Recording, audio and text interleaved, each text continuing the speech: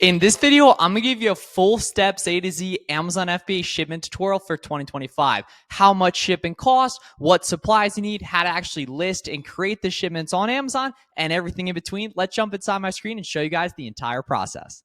All right, guys, so to start off, we're going to talk about what supplies you actually need to create Amazon FBA shipments. The first one is going to be shipping labels. The cool thing is shipping labels are actually completely free just on the UPS website. You can go ahead and search UPS free shipping supplies on Google there, and then you can go ahead and come to their website here. These shipping labels are really helpful. This is what actually is going to go on the box for both the FBA label for Amazon check-in and the shipping label as well. These are like 4.25 by 5.5, I believe is the sizing. Theoretically, you could buy them on Amazon too, but it'll just be a little bit more expensive. I recommend pairing these with a laser printer like the Rollo or Polono that you can just get on Amazon. However, if you're a new seller and on a smaller budget, you can also just start out using an old school printer and actually just printing paper and taping the labels on, which is what I used to do in my college library as well. On top of the printer and labels for shipping, you also want to have poly bags. Most items are going to require you to use poly bags when you're actually creating shipments and prepping the products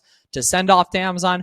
I'd recommend just getting a variety of packs similar to this on Amazon. You do want to make sure they have the suffocation warning right here. That is actually a requirement from Amazon too. So you also want to have those as well. Then you're also going to want to make sure you have Amazon FBA SKU labels here as well. You can just search on Amazon and get any of the sizing that makes sense for you.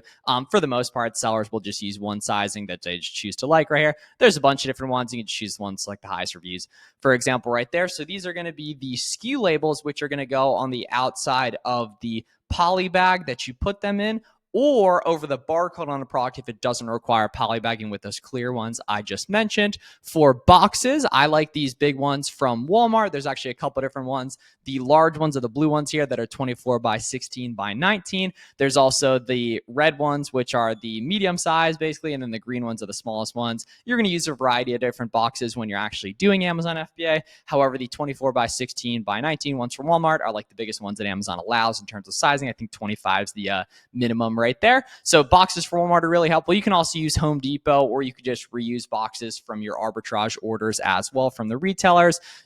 Amazon FBM merchant filled orders that you ship out can't have branding on them, but FBA boxes can be whatever you want. So theoretically, you could reuse the boxes you get from the retailers as well. And then the last supply you're going to need is a tape gun. You can just get that on Walmart. Nice and easy right there. So the shipping supplies process is nice and easy, guys. It's super cheap to go ahead and get started with that.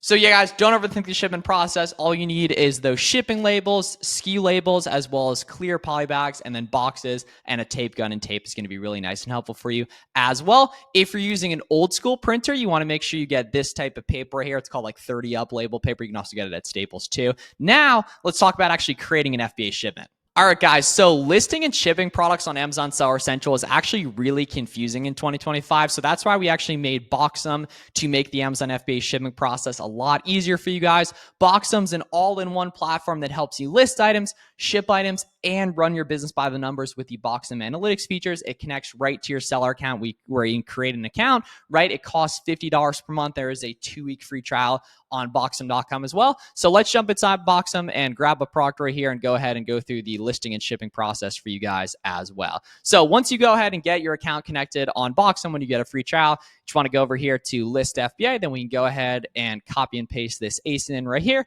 and then go ahead and hit create new SKU.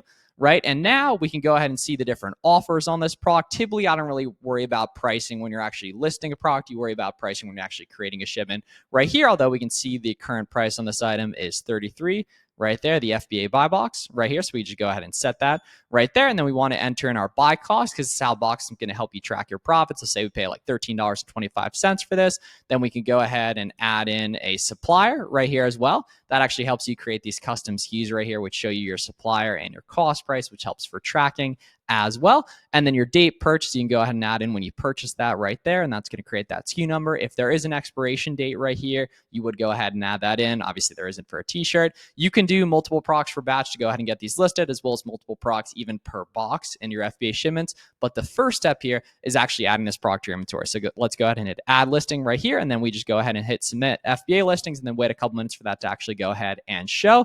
Now, once that's actually in inventory, we just go over here to create shipment, and let's hop in and create an Amazon FBA shipment.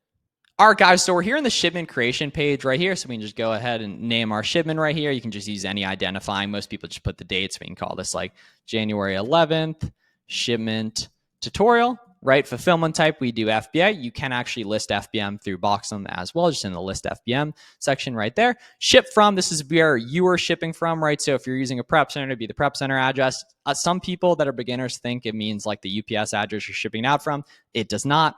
Right there, shipping method, we go ahead and small parcel delivery that. And then box contents, this is how you're going to either have Amazon, figure out what's in your inventory for you, or you can just use Boxem provided, or I personally like using 2D barcodes, which are exclusive to the Boxem Professional plan, which just make it easier for your inventory to check, and it's more smooth process. So we'll go ahead and hit 2D barcodes right there. And then for actually pricing your products, when you're listing FBM on Amazon, merchant fulfilled products, I'd recommend just matching buy box. However, when you're doing Amazon FBA, like we're talking about in this video, I'd recommend initially using Boxem auto list and just pricing 25% above the buy box.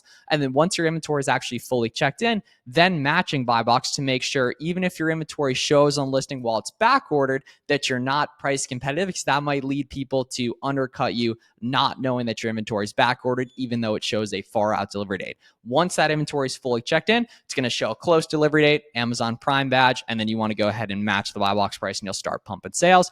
I also like having buy cost input, supplier input right here as well. Then we just go ahead and hit create shipment. We'll copy and paste that ASIN in right there. Then we'll go ahead and restock that SKU we went ahead and put in there. Right, we can see our buy cost right here. We can see it's automatically listed above the FBA price. We can put in quantities, say we do, 20 units, for example, right here. Supplier, JCPenney's right here, right? Date purchase, we'll go ahead and put that same date as well. Expiration date if it was needed. And then prep category in there, where you can see if you need explainers, we have them here in Boxem that show you how that works. Amazon provided, seller and seller's typical right there. Then we'll go ahead and add this to shipment. Like I said earlier, you can do multiple products for shipment or even multiple products for box. It's not just one per. That would get pretty expensive here. So let's go ahead and submit this off to Amazon. I'll see you guys in step 2.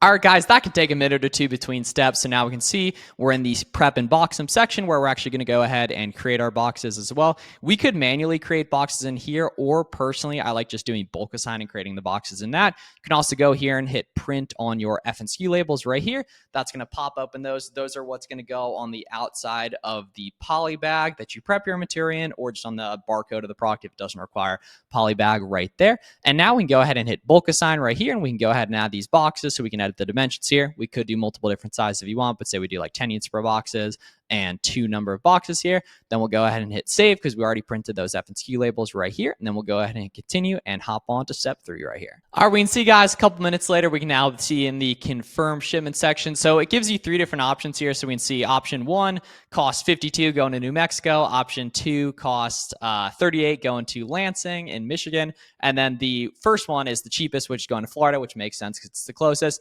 Typically, I just recommend picking the cheapest. Sometimes people that want their inventory a little bit more spread out in different geographical locations for SKUs they're really deep in, will pick different ones. But for the most part, you just want to go nice and cheap here.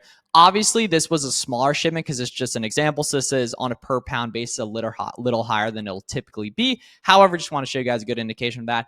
Averaged out, it'll typically be about 60 to 80 cents per pound as a beginner to intermediate seller. Eventually, it's going to go down as you really nicely optimize your boxes as you become an experienced seller. Let's go ahead and hit confirm shipment and hop over to step number 4. All right, guys, here in step number 4, we can go ahead and print the FBA box labels right here. If we want to grab those sweet 2D barcodes right here, we could reprint the F and SKU labels as well, or we could print both the UPS labels, Amazon box labels, or both of them right here, which is typically what I like to do right here. We can pull those up, and now this shipment is good to go right here as well. There's no confirmation necessary. There's nothing you have to go ahead and do on Amazon. It's all within Boxem, and that's the entire Amazon FBA shipment process right here. So make sure you go ahead and try out Boxem completely free for 2 weeks on our website at boxem.com. And I also have a full 8-hour free Amazon course that goes over everything you need to know, steps A to Z, how to get started, how much money you need, all the different product research softwares, multiple hours of live product research. So you can go ahead and check out that at the link in the description or clicking the button right here. Make sure to subscribe for more. If you guys got any questions, let me know down in the comments, and I'll see you guys in the next one.